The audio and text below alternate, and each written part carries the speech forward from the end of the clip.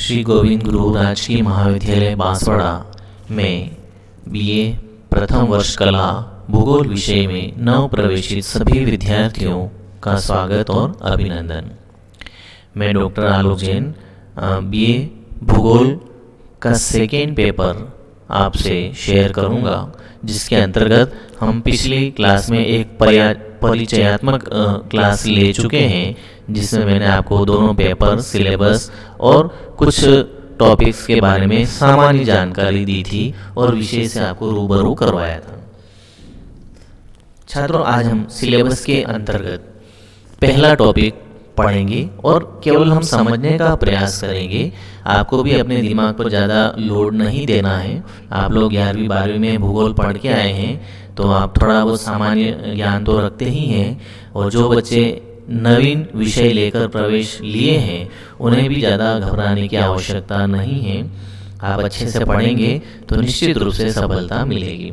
छात्रों, हमारा पहला topic definition and scope of human geography. सबसे पहले हम मानव भूगोल क्या है उसके बारे में बात करेंगे। मानव भूगोल को समझने के लिए हम सबसे पहले शुरुआत करते हैं भूगोल से। भूगोल में क्या है? भूगोल अर्थात पृथ्वी का वर्णन करना। हम पृथ्वी का वर्णन किस रूप में करते हैं? पृथ्वी का वर्णन हम मानव आवास के रूप में करते हैं।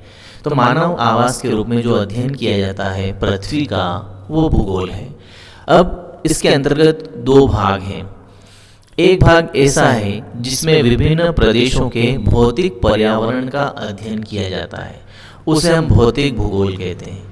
और जो दूसरा भाग है उसे भौतिक और मानव जगत के अंतर संबंधों का अध्ययन किया जाता है, और उन अंतर संबंधों के कारण जो सांस्कृतिक स्वरूप विकसित होता है उसका अध्ययन हम करते हैं। तो जो भौतिक संबंध है वो तो हो गया आपका भौतिक भूगोल, और जो मानव से संबंधित है उसे हम मानव भूगोल के नाम से जानते हैं। मानव भूगोल मानव केंद्रित विज्ञान है, मानव पारिस्थितिकी है, मानव भूगोल के तत्व पार्थिव एकता से संबंधित है, मानव भूगोल सामाजिक विज्ञान है, मानव भूगोल क्षेत्रीय भिन्नताओं पर आधारित है। ये सारी चीज़ें मानव भूगोल की प्रकृति को दर्शाती है। हम आगे मानव भूगोल के विशेष क्षेत्र को भी पढ़ेंगे, जिसमें जनसंख्या, संसाधन, सांस्कृतिक वातावरण, समायोजन और कालिक अनुक्रमण ये 5 बिंदु उसमें शामिल हैं। अध्ययन के उपागम के अंतर्गत पारिस्थितिकी, क्षेत्रीय, व्यवहार परक, कल्याण परक और तंत्र उपागम आते हैं। एक सामान्य परिचय के रूप में आपसे शेयर किया जा रहा है, इस पर ज़्यादा आपको अभी विशेष ध्यान नहीं देना है। हम अभी फोकस कर रहे हैं मानव भूगोल क्या है और उसमें क्या पढ़ा जाता है। मानव भूगोल की ऐसी प्रमुख शाखा है जिसके अंतर्गत मानव की उत्पत्ति से लेकर वर्तमान समय तक उसके पर्यावरण के साथ संबंधों का अध्ययन किया जाता है। मानव भूगोल की एक अत्यंत लोकप्रिय और बहुअनुमोदित परिभाषा है कि मानव और उसका प्राकृतिक पर्यावरण के साथ समायोजन का अध्ययन, अर्थात मानव जिस भी क्षेत्र में रहता है वह अपने वातावरण के अनुसार अपने आप को ढाल लेता है या ढालने का प्रयास करता है। मानव की उत्पत्ति से मानव भूगोल के अंतर्गत हम देखते हैं कि मानव भूगोल की एक ऐसी शाखा है जिसमें मानव की उत्पत्ति से लेकर वर्तमान समय तक उसके पर्यावरण के साथ संबंधों का अध्ययन किया जाता है। अर्थात वो जिस भी क्षेत्र में रहता है वहाँ उस क्षेत्र के वातावरण के साथ वो किस तरह से संबंधित है उसे जानने का प्रयास करते हैं। मानव भूगोल की जो परिभाषा थी अभी मैंने बताया आपको, मानव और उसका प्राकृतिक पर्यावरण के साथ समायोजन का अध्ययन, अर्थात अपने आप को ढालना, समायोजित करना। मानव भूगोल में पृथ्वी तल पर मानवीय तथ्यों के स्थानिक वितरणों का अर्थात भिन्न भिन्न प्रदेशों के मानव वर्गों द्वारा किए गए वातावरण समायोजन और स्थानिक संगठनों का अध्ययन सम्मिलित है। मानव भूगोल में मानव वर्गों और उनके वातावरण की शक्तियों, प्रभावों, प्रतिक्रियाओं आदि के पारस्परिक कार्यात्मक संबंधों का अध्ययन प्रादेशिक आधार पर किया जाता है। अर्थात अलग अलग प्रदेशों में मानव पर्यावरण के संबंध अलग अलग तरह के होते हैं, प्राकृतिक शक्तियाँ अलग अलग तरह से प्रभाव दर्शाती है और उनमें आपसी क्रियाएं भी अलग तरीके से होती हैं। तो इन सभी का अध्ययन प्रादेशिक आधार पर मानव भूगोल में किया जाता है। ज्योग्राफी का सामान्य अर्थ हम शुरू से पढ़ते आए हैं, पृथ्वी का वर्णन करना और साथ ही उसके बदलते स्वरूप का वर्णन करना। भूगोल को ज्ञान की शाखाओं की जननी कहा गया है। हम मानव भूगोल मानव और उसके पर्यावरण के पारस्परिक संबंधों का बोध कराता है। वैसे 19वीं शताब्दी के अंत में चार्ल्स डार्विन की एक पुस्तक आई थी जिसे ओरिजिन ऑफ स्पीसीज का नाम दिया गया था, तो उसी के साथ मानव भूगोल की शाखा का विकास शुरू हुआ। रेडजेल आधुनिक मानव भूगोल के जनक माने जाते हैं। इनकी एक पुस्तक थी एंथ्रोपोजोग्राफिस। इसमें उन्होंने कहा था कि मानव को जीवित रहने के लिए वातावरण से सहयोग प्राप्त करना अनिवार्य है।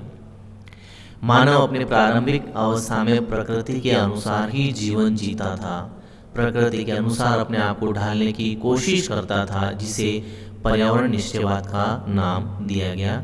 एलन सैम्पल रेडजेल की एक शिष्या थी जिन्होंने मानव भूगोल अस्थिर पृथ्वी और क्रियाशील मानव के बदलते रिश्तों का बोध कराता है, इस तरह से एक परिभाषा दी थी। ये कुछ बिंदु अगले टॉपिक में काम आएंगे। अब हम आगे चलते हैं। मानव भूगोल का जो महत्व है वो प्रतिदिन बढ़ता जा रहा है। यूरोपीय देश, सोवियत संघ, यूएसए और भारत के अनेक विश्वविद्यालयों में इसके अध्ययन में गहन रुचि ली जा रही है। पिछले कई वर्षों में मानव भूगोल के अध्ययन क्षेत्र का वैज्ञानिक विकास भी हुआ है और विश्व के विभिन्न देशों में वहाँ की जनसंख्या की आर्थिक, सामाजिक और सांस्कृतिक उन्नति के लिए संसाधन योजना में इसके ज्ञान का प्रयोग किया जा रहा है। रेडजेल के अनुसार मानव भूगोल के दृश्य सर्वत्र पर्यावरण से संबंधित होते हैं, जो स्वयं भौतिक दशाओं का एक योग होता है। ये एक नाम गलत टाइप हुआ, मैंने इसके आगे और परिभाषा लिखी है, आप इसको लिखेंगे एल्सवर्थ हंटिंगटन। ये नाम मैंने परिभाषा के साथ आगे और ऐड किया है। एल्सवर्थ हंटिंगटन नामक विद्वान ने बताया था कि मानव भूगोल मानवीय क्रियाकलापों और मानवीय गुणों के भौगोलिक वातावरण से संबंधों की प्रकृति और उसके विवरण का अध्ययन है। तो ये सब विद्वान अपने अपने अनुसार मानव भूगोल को परिभाषित करते हैं। एलन सैम्पल, जो कि रेडजेल की शिष्या थी और अमेरिका की रहने वाली थी, उन्होंने कहा कि मानव भूगोल चंचल मानव और अस्थायी पृथ्वी के पारस्परिक परिवर्तनशील संबंधों का अध्ययन है। तो सभी अपने अपने अनुसार इन परिभाषाओं को दर्शाते हैं। मानव भूगोल की प्रकृति के रूप में अगर हम देखें तो मानवीय क्रियाकलापों से संबंधित दृश्यों का अध्ययन मानव भूगोल में किया जाता है। इसकी प्रकृति में मानवीय क्रियाकलाप केंद्र बिंदु है, अर्थात केंद्र कौन है? मानव और उसके द्वारा की जाने वाली क्रियाएं। इन क्रियाओं का विकास कहाँ, कब, कैसे हुआ, इन सभी का उत्तर भौगोलिक दृष्टिकोण से दर्शाना या प्रस्तुत करना मानव भूगोल की प्रकृति है। मानव अपने जैविक, आर्थिक, सामाजिक और सांस्कृतिक विकास के लिए वातावरण का किस प्रकार उपयोग करता है और वातावरण में क्या क्या बदलाव लाता है, इन सभी का विश्लेषण मानव भूगोल करता है। इस प्रकार मानव भूगोल में मानव और वातावरण के मध्य संबंधों का अध्ययन मानव को केंद्र बिंदु मानकर किया जाता है। ये आपको अलग अलग शाखाएं दिखाई गई हैं जो मानव भूगोल से संबंधित हैं। सैन्य भूगोल, सैन्य विज्ञान, जनसांख्यिकी, जनसंख्या, नगरीय अध्ययन, नगरीय भूगोल, समाजशास्त्र, सामाजिक भूगोल, अर्थशास्त्र, आर्थिक भूगोल, मनोविज्ञान, इतिहास, राजनीति, राजनीति भूगोल। ये अलग अलग मानव भूगोल की शाखाएं, इनके बारे में आगे और बात करेंगे हम। अब सामान्य परिचय के रूप में एक बार मैं फिर आपको रिवाइज करवा देता हूँ। भूगोल को सामान्यतः भौतिक भूगोल और मानव भूगोल इन दो शाखाओं में बांटा जाता है। भौतिक भूगोल में पृथ्वी पर पाई जाने वाली भौतिक दशाओं का अध्ययन करते हैं। जबकि मानव भूगोल मानवीय तथ्यों से संबंधित है। मानव भूगोल में हम मनुष्य और उसके वातावरण में होने वाली प्रतिक्रिया का अध्ययन करते हैं। मानव और उसके वातावरण के बीच अंतर संबंधों में प्रायः क्षेत्रीय विविधताएं पाई जाती हैं। अतः मानव भूगोल वह विज्ञान है जिसमें हम मनुष्य और वातावरण के आपसी संबंधों का क्षेत्रीय आधार पर अध्ययन करते हैं। मानव भूगोल ऐसा भूगोल है जिसमें मानव वर्गों, वातावरण की शक्तियों, प्रभावों, प्रतिक्रियाओं और पारस्परिक संबंधों का प्रादेशिक आधार पर अध्ययन करते हैं। ये बात हम पहले भी डिस्कस कर चुके हैं। भूगोल को दो अन्य अलग अलग लेकिन आपसी संबंधित शाखाओं में बांटा है, जिसे हमने क्रमबद्ध भूगोल और प्रादेशिक भूगोल का नाम दिया है। हमारा जो मानव भूगोल है वो क्रमबद्ध भूगोल की मुख्य शाखा है। इसमें मानव और प्रकृति के बीच सतत परिवर्तनशील पारस्परिक क्रिया से उत्पन्न सांस्कृतिक लक्षणों की स्थिति और वितरण की विशेषताओं का अध्ययन किया जाता है। कुछ परिभाषाएं जिसमें हम बात कर लेते हैं। मानव भूगोल धरातल पर मानवीय तथ्यों के स्थानिक वितरणों का अध्ययन है।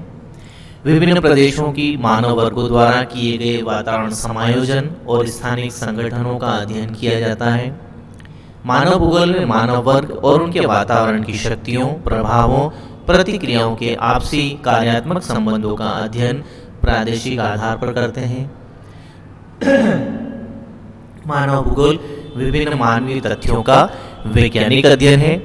पृथ्वी के विभिन्न प्रदेशों में मानव वर्ग के क्रियाकलापों, जीवन व्यवस्थापन का अध्ययन मानव भूगोल है। ये मानव भूगोल की परिभाषा है। कुछ विद्वानों ने मानव भूगोल को अपने अपने अनुसार परिभाषित किया है, जिसमें सबसे पहले जर्मन विद्वान रेट्जेल, जिन्होंने अपनी पुस्तक एंथ्रोपोजोग्राफी लिखी थी, उसमें बताया कि मानव भूगोल के दृश्य सभी जगह वातावरण से संबंधित होते हैं और वातावरण स्वयं वृत्तिक दशाओं का एक योग होता है। इनके अनुसार मानव भूगोल भूपृष्ठ, मानव समाज और धरातल के बीच संबंधों का संश्लिष्ट अध्ययन है। अमेरिका की एलेन सैम्पुल, जो रेट्जेल की शिष्या थी, उन्होंने बताया मानव भूगोल अस्थिर पृथ्वी और चंचल मानव के पारस्परिक परिवर्तनशील संबंधों का अध्ययन है। फ्रांस के विद्वान ब्लाश ने ज्योग्राफी ह्यूमन नामक किताब लिखी और बताया कि भूगोल पृथ्वी और मानव के बीच आपसी संबंधों को एक नई समझ देता है, जिसमें पृथ्वी को नियंत्रित करने वाले भौतिक नियमों और पृथ्वी पर निवास करने वाले जीवों के आपसी संबंधों का अधिक संयुक्त ज्ञान समाविष्ट होता है। फ्रांस के ब्रून्स ने ज्योग्राफिक ह्यूमन नामक पुस्तक लिखी थी और उसमें बताया कि भूगोल उन सभी तथ्यों का अध्ययन है जिसमें मानवीय क्रियाएं कार्य करती हैं और जो हमारी पृथ्वी पर घटित होने वाली विशेष वर्ग के अंतर्गत रखी जाती है। एक स्पेलिंग मिस्टेक्स थी। एल्सवर्थ हंटिंगटन, जो मैंने पहले बताया था, उन्होंने प्रिंसिपल ऑफ ह्यूमन ज्योग्राफी नामक पुस्तक लिखी थी और उसने लिखा था कि मानव भूगोल में भौगोलिक वातावरण और मानवीय क्रियाओं व गुणों के आपसी संबंधों के वितरण और स्वरूप का अध्ययन है। व्हाइट और रेनर के अनुसार मानव पारिस्थितिकी है जिसमें पृथ्वी की भूपृष्ठ से या पृष्ठभूमि से मानव समाजों का अध्ययन होता है। अर्थात इन्होंने मानव भूगोल को पारिस्थितिकी से संबंधित बताया था। तो छात्रों, ये था मानव भूगोल का सामान्य परिचय और विभिन्न विद्वानों ने जो मानव भूगोल की परिभाषाएं दी थी उसके बारे में हमने बात की थी। अगले वीडियो में हम मानव भूगोल के विशेष क्षेत्र के बारे में विस्तार से चर्चा करेंगे। तब तक के लिए थैंक यू वेरी मच।